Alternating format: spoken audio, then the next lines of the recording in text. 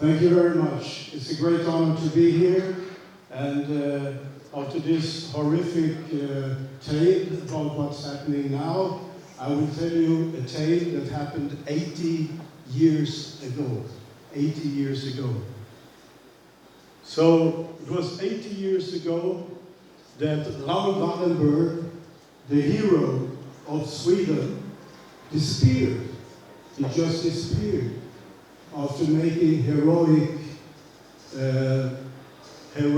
deeds in Budapest.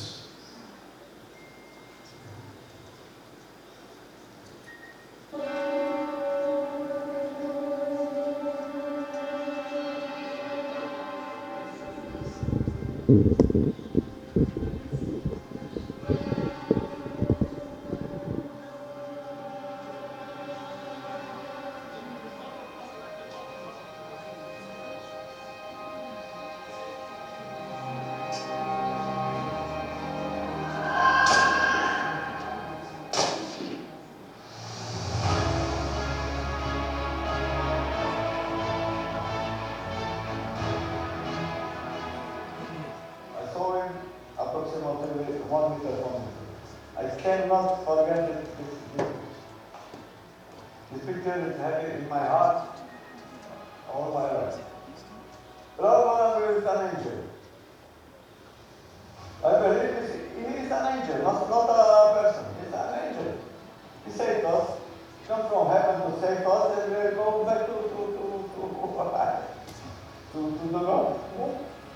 That is my belief. Because I receive my life like a present.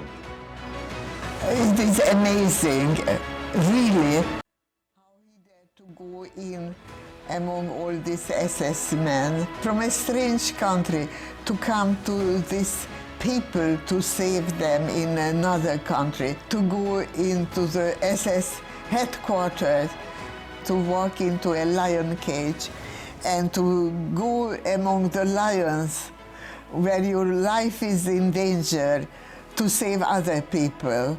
How great courage he had to have. And we who are saved by Raoul Wallenberg, we are so thankful. Half an hour's drive from Jerusalem, in the Tzara Forest area, close to the city of Beth Shemesh, a park will be built, which pays tribute to the Swedish diplomat Raoul Wallenberg's deed in Budapest 1944 during the final stages of the World War II. The location is a popular recreation area where many Israeli families travel at the weekend to enjoy outdoor activities and nature. This popular destination will include a memorial site for Raoul Wallenberg, whose legendary deed of the rescuing of Jews has merited great attention and appreciation in Israel and all over the world. I'm a huge fan of that area, and I think it's gorgeous that Raoul Wallenberg, one of the greatest righteous human beings in world history, is commemorated there.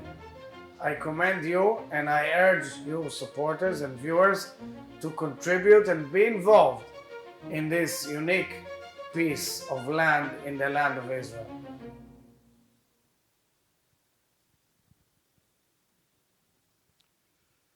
So, this was the situation after the war. What you see here are the different countries. The blue is what was before, the number of people before the war, and the black is the number of people that were killed, so murdered. So in Poland you see 3 million Jews were murdered. And now I'll take you to Hungary. Hungary and Romania, 1.6 million Jews. Half of them were murdered. And in specifically Hungary. Let's go to Hungary. So, the story of Raoul Wallenberg teaches us a lesson. But the question is really, what path would you take under such circumstances? It's not an easy task. It's not an easy choice. Raoul was determined to save as many of people as possible. So when Jews were rounded up on the Danube River bank and shot, they fell into the river. It was ice cold, it was December. Suddenly he turned up in his black car, stepped out, a long, tall Swedish gentleman, and he had a briefcase, and in the briefcase he had dollars. And with the dollars he could, and rescue passes, safe passes, he could rescue people from a death. So, how did he come to get to be recruited? Well, in central Stockholm, not very far from my office, the Kajenkajemet office, he had an office there. And in the same building, the US Embassy had their office. And he was actually recruited in the elevator of this building by meeting someone from the embassy. But it's a long story. I won't go into all the details. Anyway, Raoul, he arrived in Budapest on the 9th of July. At that time, 400,000 Jews from the countryside of Hungary had already been deported to Auschwitz, including my mother and my aunt and my grandmother. My aunt and grandmother, they were murdered. My mother, obviously, she survived because she had me later on when she arrived to Sweden and got married.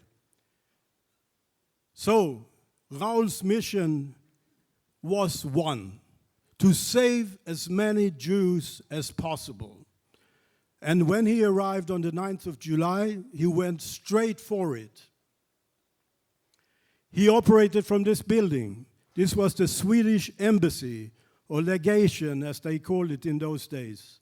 And people were queuing outside the building to get help, to get these rescue passports, the Schutzpass. And this is his diary, which was handed over much, much later by the Soviet Union. And here we can see that already a week after he arrived in Budapest, he was meeting with a number of people, including SS, including the Arrow Cross commander. He was talking to everyone. It was not just, it was not a diplomatic way of dealing with things. He was very creative. He was accusing them. He was threatening them. What will happen after the war? You will be hanged, and so on. So he played all the cards. It was money, it was threats, anything that could save Jews. And here he is, one of the few pictures from inside. He sits at a table surrounded by some of his staff.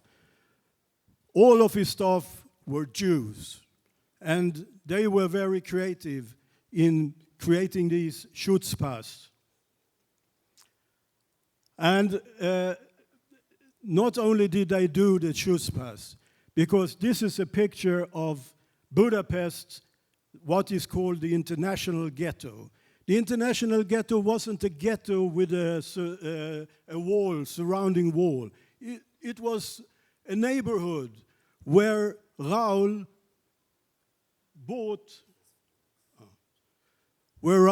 bought houses and made safe houses. Not only Sweden did that, also Switzerland and some other countries, but Sweden had far the most. They had 300 safe houses in this neighborhood. And I was there just 4 weeks ago. It's worth visiting. It's a fantastic neighborhood. Very Jewish neighborhood. And apart from safe houses, he created a hospital with 50 beds in this neighborhood. What he achieved in a very, very short time, it's amazing.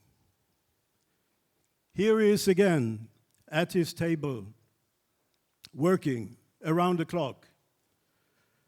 And this is a picture from the railway station where people were deported. From this railway station, they were deported to Auschwitz, the Jews. So he ended up here, and he threw out names, Jewish names, by coincidence, familiar Jewish names like Cohen, like Goldberg, like any typical Jewish name. And then they said, he has a Schutzpass. You can't take him. And he saved many, many more Jews this way. Today, it looks like this. I don't know. It's supposed to be a monument in there, but the work has stopped for some reason. I don't know why. But eventually, the plan is to make a monument out of this railway station. And although the communists, the Soviet Union, they didn't like to commemorate Raoul Wallenberg's tasks and his heroism. They didn't like that at all. But somehow he got a street. He got a street named after him, and the street is in this international ghetto. This is his last office. It's a very central location. If you have been to Budapest, it's just across the street from the Kempinski Hotel. And this is where he was lost. And there is a plaquette there. But this was only for 3 months. Then he had to leave. And symbolically, he had to leave his portfolio. So there is a monument here in Budapest to commemorate that. This portfolio is made by a Swedish artist, Kreitz. And we also have it in Stockholm, in front of the Foreign Ministry. This is the Houses of Parliament in Budapest. Now here, the decisions were made, and the people that were sitting here could see the executions on the riverbank, because it's just there, and did nothing. Also, here is the royal palace across the river, and they could see the executions, and did nothing. This monument with the shoes is really very, very emotional and very impressive. And people come here in masses to visit. And of course, there are many references to what is happening today with the hostages at this monument. Now, this is the last place where Raoul Wallenberg was seen in Budapest before he was arrested by the Red Army and brought to Moscow. Today, it's the Austrian embassy. This statue, the snake killer, was erected to his memory, but during the communist days, it disappeared. It just vanished. Until a very good friend of mine living in Stockholm, a Hungarian Jew, Karl Gabo, who is from Debrecen, remembered that he had seen this statue in Debrecen. So he made it public, and the statue was found and brought back to the international ghetto in Budapest. So there it is, very symbolic.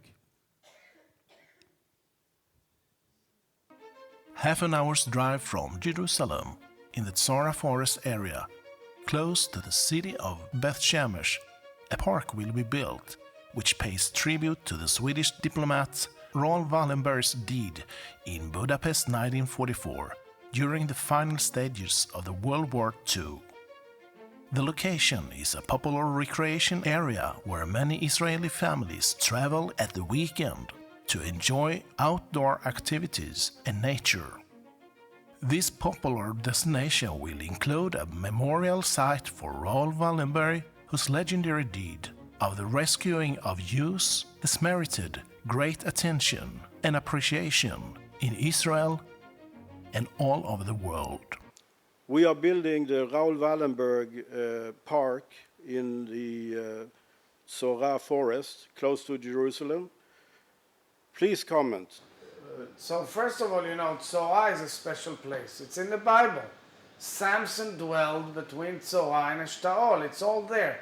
That valley, that mountain, that beautiful serene area in Israel on the way to Jerusalem. So I'm a huge fan of that area, and I think it's gorgeous that Raoul Wallenberg, one of the greatest righteous human beings in world history, is commemorated there. I commend you, and I urge you supporters and viewers to contribute and be involved in this unique piece of land in the land of Israel. I knew personally many Jews who fled to Sweden after the Holocaust. Sweden then opened its gate and was a refuge place, an assignment place. So it's 80 years ago. This park has been built and is ready now. I suggest that you go and visit. It's a fantastic, beautiful area, and I'm sure you will enjoy it. Now, what remains to be done is we are planning to build a digital museum so that all visitors on their cell phone, on their mobile phone, can see the story about Raoul Wallenberg on spot. But it costs money, so if you're interested in helping us to fund this, you're welcome to contact me afterwards. One way of contributing is by buying a plaque for your family or for any other purpose. Here is a lady from Sweden who lost her husband, and she is commemorating his name in the park.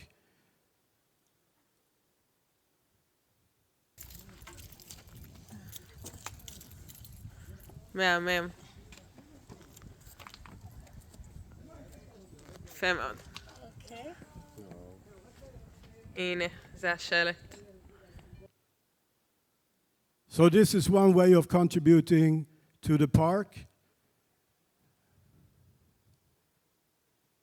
And here's another lady who has placed 2 plaques for her family that were killed in the Holocaust.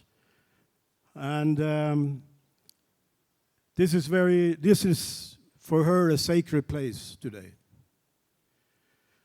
Now, finally, there is a new book written by a very good friend of mine, George Sessler, Hungarian Jew, born during the war. He was just a baby. He has been researching for 14 years before he wrote this book. And he is revealing new things that have never been known before in this book. This book is in Swedish, but you all know Swedish, right? So I'm looking for a publisher that can translate it and publish it in English or Hebrew or German or any other language, but preferably English. So if you have any idea about a publisher that would be interested, please contact me. Here is George Sessler today, and this is him as a kid. He is the small guy to the right. This picture, and this is his brother, Thomas. So this picture is from the summer of 1944. And as you can see, you were obliged to wear the Star of David, a yellow Star of David if you were Jewish. The whole family was rescued by Raoul Wallenberg, the whole family.